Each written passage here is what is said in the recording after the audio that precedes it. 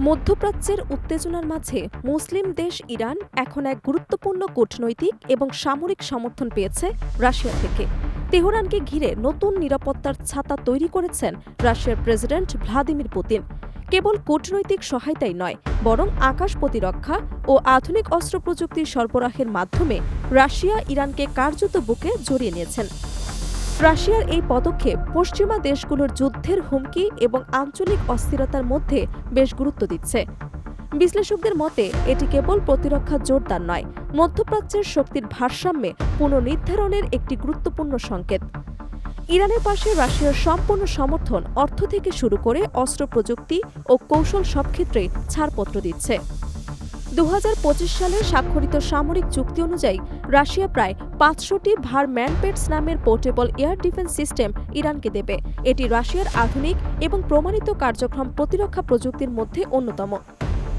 উন্নত ইনফ্রারেড শিকার এবং প্রতিরোধ ক্ষমতা থাকায় এটি আগের প্রজন্মের তুলনায় অনেক বেশি কার্যকর।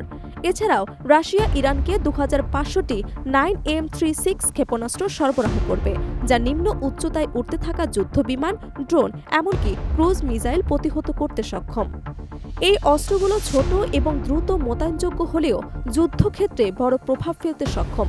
2027 থেকে 2029 সালের মধ্যে 3 ধাপে এই সরঞ্জামসমূহ ইরানে পৌঁছাবে। যদিও চুক্তি অনুযায়ী কিছু সরঞ্জাম ইতোমধ্যে সরবরাহ করা হয়েছে বলে ইরানের সামরিক সূত্র দাবি করেছে। গত বছর ইসরায়েল এবং আমেরিকার হামলায় ইরানের আকাশ প্রতিরক্ষা অবকাঠামোর বড় অংশ ক্ষতিগ্রস্ত হয়। সেই প্রেক্ষাপটে এই চুক্তি ইরানের প্রতিরক্ষা পুনর্গঠনের একটি গুরুত্বপূর্ণ পদক্ষেপ হিসেবে দেখা হচ্ছে। কেবল অস্ত্র কেনাবেচা নয়, এটি একটি কৌশলগত বার্তাও বহন করছে। বিশ্লেষকরা মনে করছেন, আমেরিকা এবং ইসরায়েলের আকাশ আধিপত্যকে চ্যালেঞ্জ জানাতে ইরান যে প্রস্তুতি নিচ্ছে তারই একটি অংশ। রাশিয়ার এই পদক্ষেপ মধ্যপ্রাচ্যের সামরিক এবং কূটনৈতিক নতুন সমীকরণ তৈরি করতে পারে। সামরিক সমর্থনের পাশাপাশি এটি ইরানের জন্য আস্থার বার্তা বহন করছে। দুঃসময়ে তারা একা নয়, তেহরানের মাথার উপর কার্যত রাশিয়ার নিরাপত্তার ছাতা তৈরি হয়েছে, যা আঞ্চলিক শক্তি ভারসাম্যের ক্ষেত্রে নতুন ধারা সৃষ্টি করতে পারে। বিশ্লেষকদের মতে এই সহযোগিতা কেবল প্রতিরক্ষার সীমায় সীমাবদ্ধ থাকবে কিনা তা ভবিষ্যতের দিকে নির্ভর করছে। তবে এটি রাশিয়া এবং ইরানের মধ্যে কৌশলগত সম্পর্ককে আরও গভীর এবং স্থায়ী করার ইঙ্গিত দিচ্ছে। মধ্যপ্রাচ্যে মার্কিন শক্তির ভারসাম্য ইতোমধ্যেই নড়ে পড়ে, যেখানে রাশিয়ার এই পদক্ষেপ কূটনৈতিক এবং সামরিক দুই ক্ষেত্রেই বড় প্রভাব ফেলতে পারে।